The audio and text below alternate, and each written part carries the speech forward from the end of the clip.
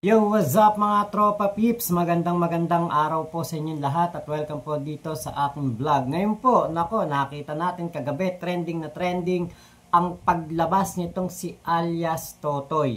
Ang pangalan po niya ay Julie Dondon Patidongan. At nang akin pong i-search ang kanyang pangalan, nako, meron po pala itong wanted picture na kung saan meron po siyang kasama na ilang mga security guard nitong Manila Arena na wanted daw po dahil po sa mga nangyari sa mga sabongero.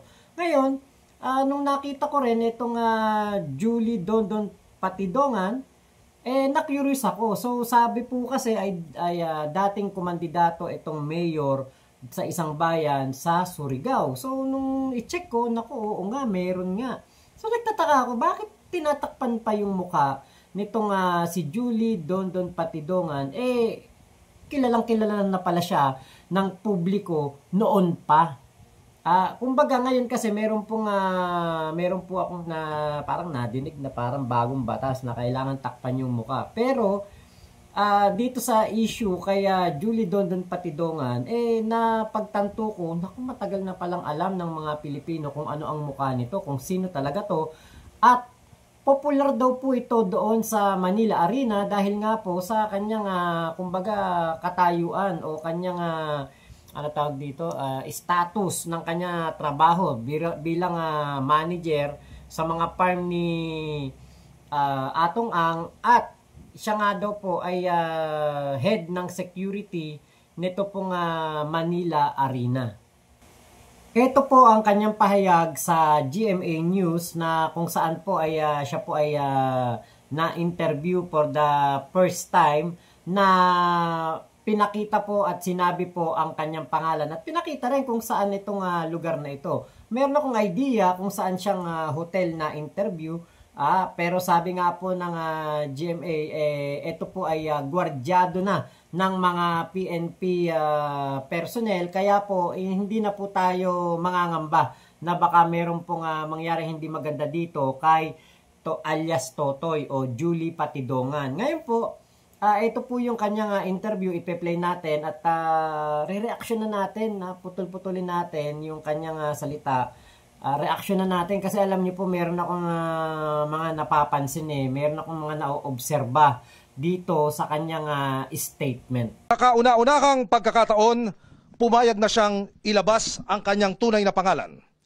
Siya si Julie Dondon Patidongan, ang head ng security ng ilang mga sabungan ni Atong Ang. Isa rin siya sa 6 na kinasuhan sa pagkawala ng mga sabungero sa iba't ibang lugar sa bansa. Pinangalanan na ni Patidongan ngayon ang mga mastermind daw sa pagkawala nang hindi raw bababa sa 100 mga sabungero. Kasama sa kanyang pinangalanan ang negosyanteng si Charlie Atong Ang, ang aktres na si Gretchen Barreto na kilalang malapit kay Ang, at 2 iba pa. Kung ano raw ang kanilang mga papel, ipinaliwanag ni Patidongan sa aming panayam. Nagpa-interview si Patidongan ngayon dahil kung ano-ano na raw ang bintang na ibinabato sa kanya ng mga kalaban. Nanawagan din siya sa 4 na umunoy mga dating gwardya na lumantad na nanawagan sa kanya na huwag silang idamay sa kaso. Ilang araw na lang daw, lulutang na siya. Inaantay na lamang daw nilang makumpleto ang mga dokumento. Narito po ang sunurang pahayag ni Julie Aguilar Patidongan alias Dondon. Nandyan sa affidavit ko yan, Mr. Charlie Atong Ang, then Eric De La Rosa, Engineer Celso Salazar. Sila ang mastermind sa nawawalang mga sabungero. Sila ang utak ng lahat. Si Mr. Eric De La Rosa, siya ang nagmamonitor ng mga palabas. Pag alam niyang tsupi, pinapaalam niya kay Mr. Atong Ang, then mag-uusap sila ni Celso Salazar, then itawag sa akin na i-hold yung mga taong nagtsutsupi. Kasi Mr. Atong Ang, siya yung chairman ng pitmaster. Siya ang pinaka-mastermind at siya ang nag-uutos na talagang iligpit yung mga yan. Sa paano paraan? Katulad ng sinabi ko, may mga taong membro ng PNP na inuutusan para kumuha doon sa binyo. Sa mga taong nagtaka, bakit ngayon lang ako lumutang? Ngayon, lumutang ako dahil alam ko ang pinagkatiwalaan kong tao na ang ating PNP chief na si General Torre. Alam kong hindi niya kaya bayaran ng pera yan. Tama naman po yung pahayag ni alias Totoy na yan na mapagkakatiwalaan talaga si General Torre at hindi po kayang bayaran ng prinsipyo at ang dignidad ng isang General Torre. Ngayon po, maganda pala to dahil si General Torre na ang naging PNP chief, nagkaroon na po ng tiwala etong mga may nalalaman sa nangyari sa mga sabungero para po lumabas at magtestimonya na at sabihin na kung ano ang katotohanan. Kaya lang nga po, dahil nga po dito sa paglabas na ito ni alias Totoy, di ba nga po, etong si Atong Ang, kung mapapansin natin, parang tahimik lang po siya. Wala siyang kahit na anong statement, hindi siya kumikibo sa kung ano man ang mga nangyayari. At ngayon po, sa paglabas ni alias Totoy ay kasabay din po ang pagsagot naman ng abogado ni Atong Ang na si Attorney Kapunan. Ngayon, itong si Attorney Kapunan ay kumbaga parang nagsalita kasi si Attorney Kapunan na hindi daw po dapat pagkatiwalaan itong si alias Dondon. Ngayon, kung hindi ito dapat pagkatiwalaan, lalo na ng PNP, bakit pinagkatiwalaan siya ni Atong Ang doon sa Manila Arena? At sa iba pa nitong mga farm manager daw po siya ni Atong Ang. Diba? Parang, teka, ngayon ba na dahil against na si alias Totoy o itong si Julie Dondon Patidongan kay Atong Ang, hindi na siya ngayon pwedeng pagkatiwalaan ng PNP? Kasi po, ito lang ang aking naiisip. Kung si alias Totoy ay wala talagang nalalaman at kung tutusin, etong si alias Totoy ay fake news, naninira lamang, di ba? Bakit parang, alam niyo yung merong kagad nakaambang kaso kay alias Totoy? At bakit ito kasi mamaya mapapanood natin dito yung recantation. Bakit binibigyan ng recantation itong si alias Totoy ni Atong Ang kung wala itong nalalaman at hindi ito dapat pagkatiwalaan at inooperan pa daw po ng nasa 500 million pesos para lamang iatras, bawiin ang lahat ng kanyang mga sinasabi. 'Di ba? Parang mapapaisip ka eh. Merong involved na 500 million. Merong involved na 3 million na piyansa sa bawat security guard na nakasuhan doon sa Manila Arena. Tapos, di ba, 500 million kay Totoy, 3 million kada security guard. So, 12 million yun. 4 sila. Tapos, doon pa nagtago sa isang village sa Parañaque. Etong 4 na security guard na kasama ni alias Totoy na naging wanted. So, ang lalaking pera pong involved dito. 500 million, merong 3 million kada security guard at merong isang village sa Parañaque. Kapag kasi nabanggit po, village sa Parañaque, alam natin yan yung mga executive village o yan yung mga subdivision na talagang mga mayayaman lang ang nakatira. Bakit kaya may mga involved na ganyang kalalaking pera? Ano naging papel mo rito sa missing sabungero? Ba't ikaw ay kasama sa kinasuhan? Sa totoo lang, wala akong kinalaman dyan at isa lang akong utusan niya na bilang farm manager. Ikaw pala kakasuhan bukas ni Atong Ang. Ano masasabi mo? Parang kinasuhan niya na rin yung sarili niya dahil ako kakasuhan niya. Siya naman nag-uutos ng lahat. Katulad ng sinabi niya, nag-extortion daw ako ng 300 million. Para alam ng lahat, hindi ko kayang tanggapin yung pera niya. Sinabi niya na nga sa social media na bilyonaryo ako. Patunayan ko na lang na ako isang bilyonaryong mini. Yun lang ang masasabi ko sa kanya. At saka Mr. Atong Ang, sabi na nga ng mga matatanda na huwag ka na magtago sa palda ng nanay mo. Binigyan mo ako ng papel na para pirmahan ko yung recantation ba yun na binigay mo sa akin kapalit ng pera. Sabi ko hindi ko kayang tanggapin yan dahil buhay ko at buhay ng pamilya ang nakataya dito. Di ba? Pinapapirma po sa isang recantation at hawak niya yung recantation paper nasa kanya. Pinapapirmahan daw po ito para i-atras, bawiin ang kanyang mga pinagsasasabi sa kapalit ng napakalaking halaga. At ito yung ito yung kumbaga the two side of the story. Sa kay alias Totoy, sabi niya siya ay inoopera ng nasa 500 million ba para palitan yung para bawiin yung kanyang mga paunang inilabas na issue o kanyang mga statement. At dito naman po sa side ni Atong Ang kay Attorney Kapunan, sabi nga po nag-extortion daw ng 300M etong si alias Totoy at hinihingan daw po ng pera etong si Atong Ang. Meron daw po silang mga ebidensya. Ngayon, di ba parang ano ba talaga ang totoo? Kasi katulad niyan, kung etong si alias Totoy ay may wanted status, diba? Ito'y wanted, pinapahuli na ulit ito ng korte. Kumbaga rearrest ang kanilang kinakaharap dahil nung una nakapagpiyansa, ngayon pinapa-aresto ulit sila at binaliwala yung kanilang piyansa na 3 milyon. Ngayon po, etong si Dondo, parang tingin ko, hindi po ito makakalantad Hindi rin ito yung sasabihin na parang mangingikil. Diba? Parang napakahirap paniwalaan na mangingikil ang isang ganitong tao sa isang Atong Ang.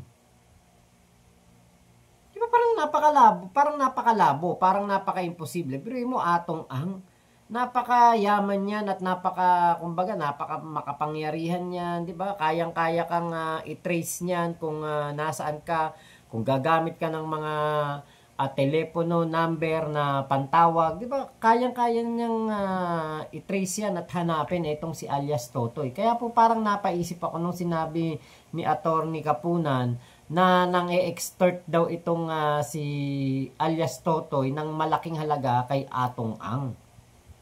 Parang hindi lang ako makumbinse. Parang hindi ba ako makapaniwala na magagawa yon ng isang katulad nitong si alias Totoy na siguro sabihin natin baka may kaya din ito, may pera din, di ba? Pero hindi kasing yaman ni Atong Ang at hindi kasing kapangyarihan ni Atong Ang.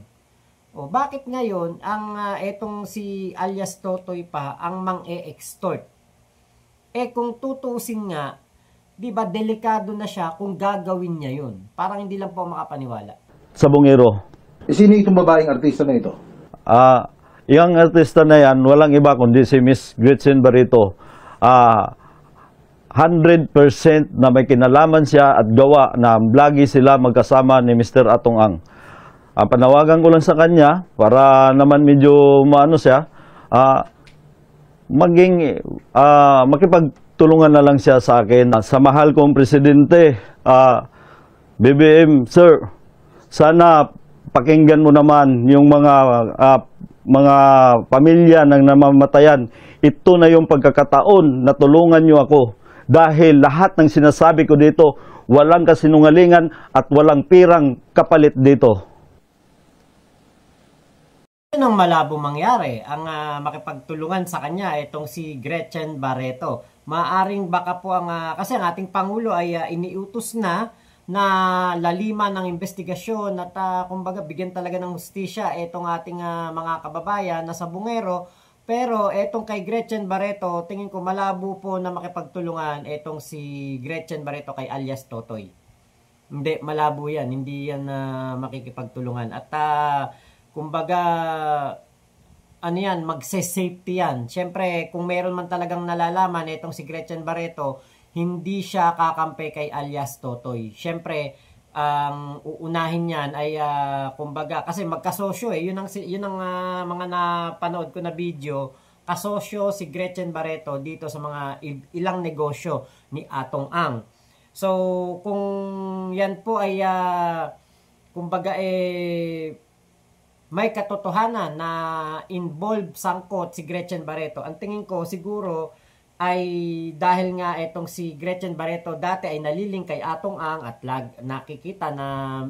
nakikita sa mga video na magkasama sila, parang hindi ako makapaniwala din na etong si Gretchen nga ay magkakaroon ng partisipasyon sa ganitong krimen. Kumbaga yung pag-uutos, di ba? Parang malabo parang hindi tayo convincing doon.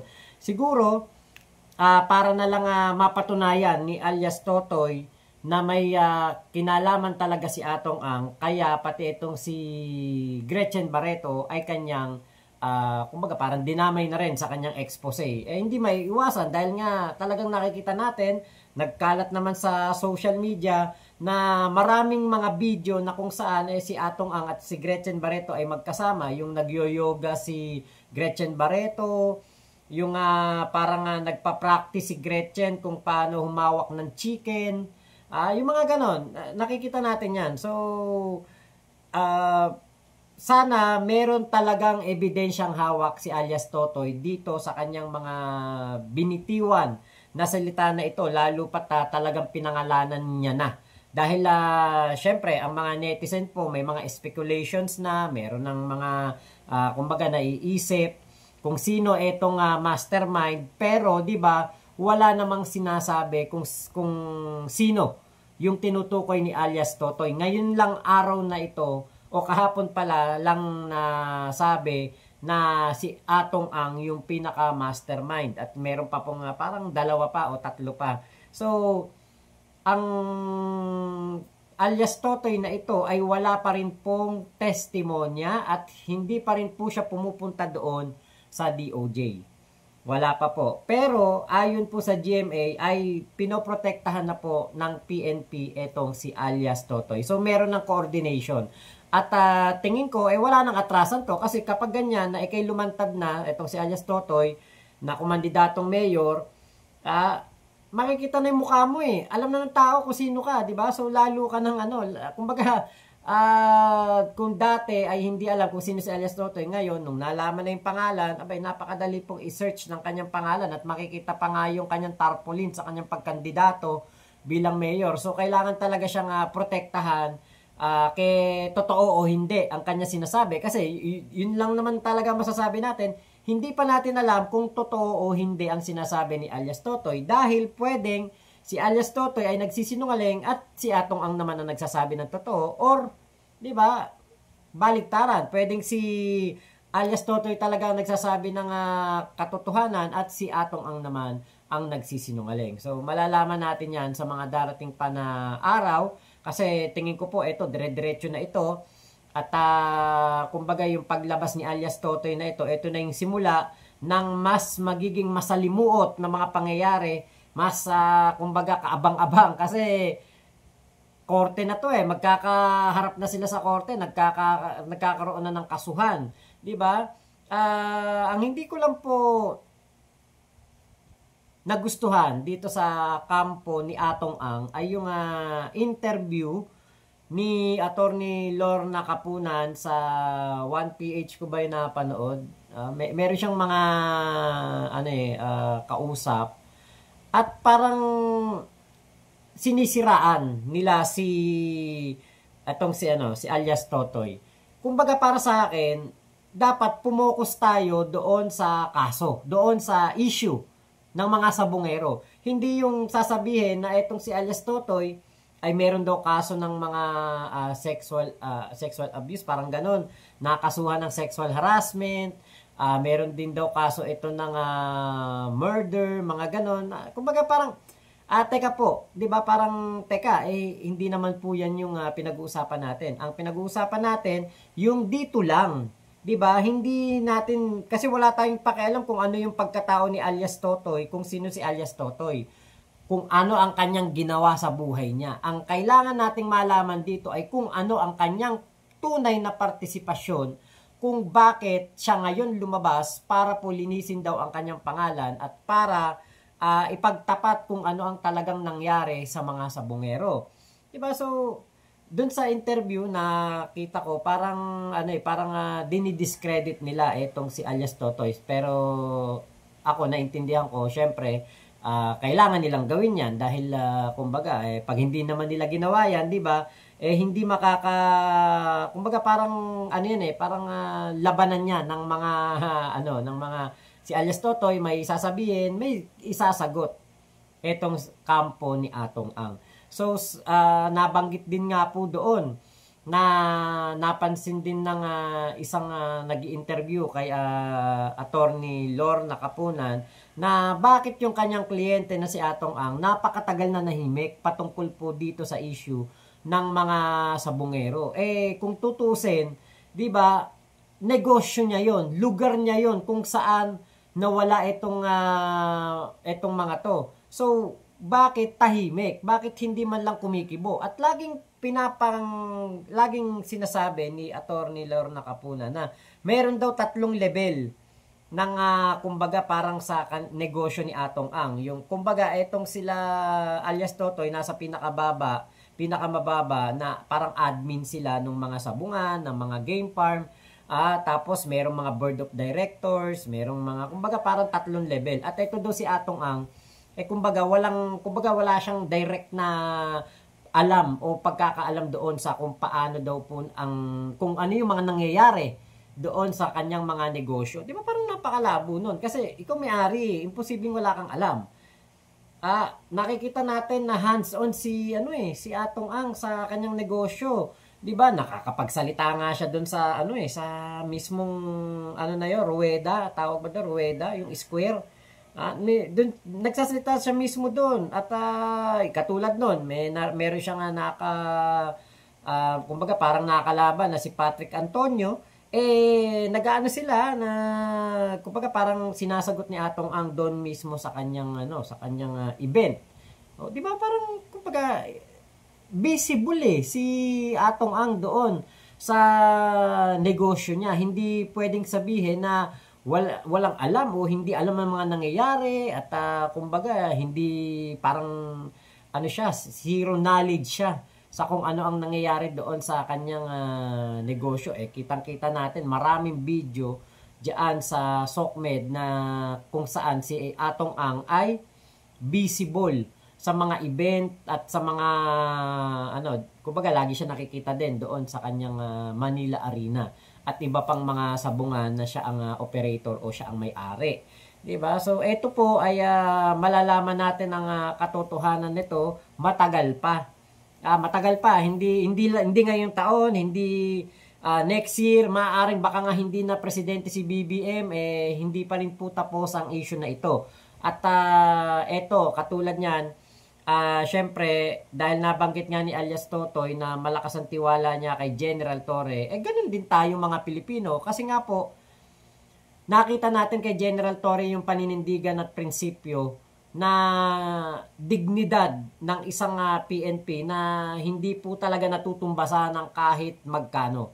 Nakita natin kung paano niya pinursige na mapasuko etong si Kibulok at etong si Digong para maisuko po sa ICC. Nakita natin ang kakayanan ng isang General Torre. So, kung nagtitiwala talaga si alias Totoy kay General Torre, 'di ba? Hindi po siya nagkamali ng pagkakatiwalaan. Basta totoo lamang ang kanyang mga sinasabi at siya po ay hindi kumbaga parang ginagamit lang ang issue na ito para magpasikat, para kumita at para siraan si Atong Ang, 'di ba? Kumbaga yung tunay na katotohanan ang hinahanap natin dito. Hindi yung kung ano yung side ni Totoy o side ni Atong Ang, hindi po kung ano yung totoo na nangyari. At yan po ay malalaman natin sa hindi man lalong madaling panahon, siguro sa mga darating pa na taon, malalaman po natin yan. At magkakaroon po ng linaw kung ano ang nangyari sa ating mga kababayan na sabungero. So, yun lamang po. Maraming salamat sa pagsama nyo dito sa aking vlog na ito. Ingat po kayo. Nasa mang panig kayo ng mundo mo. Chup chup, love you, love you. God bless us all. Pilipinas. God first. Salamat po.